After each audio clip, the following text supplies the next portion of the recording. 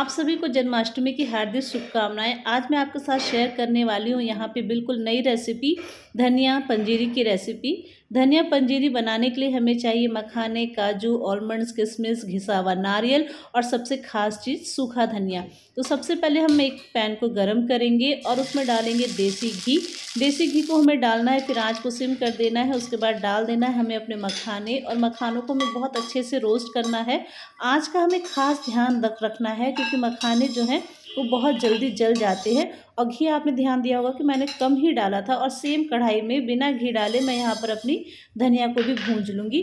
और धनिया को हमें इस तरह से फ्राई करना है या भूंजना है कि उसका जो नेचुरल मॉइस्चर है वो निकल कर बाहर आ जाए और वो जले भी ना। तो धनिया भूंज गई है तो उसे हम इस तरह से किनारे कर लेंगे। उसके बाद सेम पैन में मैंने डाल दिया है नारियल का, ये कद्दूकस किया हुआ नारियल या गरी कह लीजिए। जब ये हो जाएगा तो इसे फिर हम अलग कर लेंगे। और सेम पैन में फिर मैंने 2-3 चम्मच यहाँ पे डाला है देसी घी, क्योंकि मैंने देसी घी उधर कम डाला था तो इधर ज़्यादा डाल रही हूँ। और इसमें मैं अब डाल दूँगी अपने काजू और आलमंड्स को, और इन दोनों को अच्छे से मैं तेल में तल ले रही हूँ, एक तरह से आप यूँ कह सकते हैं। फिर जब हमें लगे कि हो गया है तो इसे हमें निकाल लेना है। और उसके बाद हम क्या करेंगे, सेम पैन में ही एक बार फिर से मैं अपने इन मखानों को डालूँगी। और नो सॉरी, मैंने किशमिश को डाला है, और किशमिश मैंने दोनों ली थी। फिर उसके बाद मैंने जो मखाने रोस्ट किए थे उनको फिर से डाल दिया, ताकि जितनी भी यहाँ पे घी है उसको ये मखाने अच्छे से सोख ले।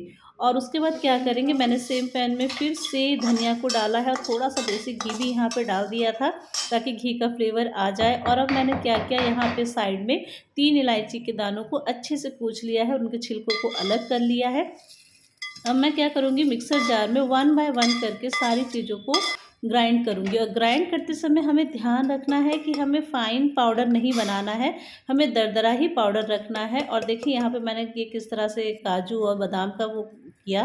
फिर ये नारियल को कद्दूकस किया हुआ ही मैंने डाल दिया है, और उसके बाद अगेन मैंने यहाँ पे मखानों को फिर से ग्राइंड किया है, और साथ ही में जो किशमिश थी उसको भी मैंने डाल दिया था 1 बाय 1 करके।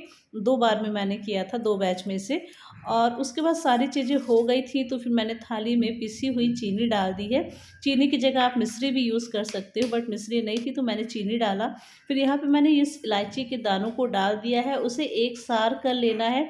कृष्णा जी का नाम लेकर बहुत अच्छे से इसे मिलाइए, और भक्ति भाव रखिए अपने मन में, क्योंकि ये प्रसाद के लिए बन रहा था।